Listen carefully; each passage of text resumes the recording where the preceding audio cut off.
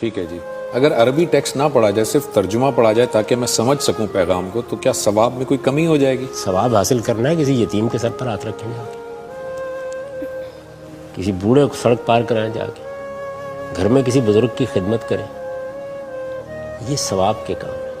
آپ کو اللہ نے کچھ دیا ہے، اس میں سے انفاق کریں، کسی ہسپتال میں جا کے دیں، کسی مسجد کی تعمیر میں لگائیں، لوگوں کی تعلیم کا اہتمام کریں، اپنے ہمسایوں کو دیکھیں ان کے ساتھ کیا گزر رہی ہے۔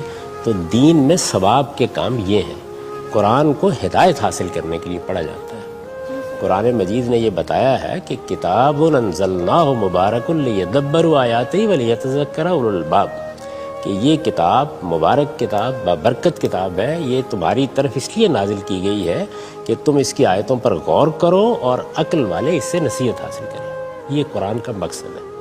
تو جب آپ اللہ کی کتاب کو پڑھنے کے لیے جائیں تو ہمیشہ کوشش کریں کہ آپ کے پیش نظر ہدایت حاصل کرنا، صحیح نتیجے تک پہنچنا، دین کی حقیقت دریافت کرنا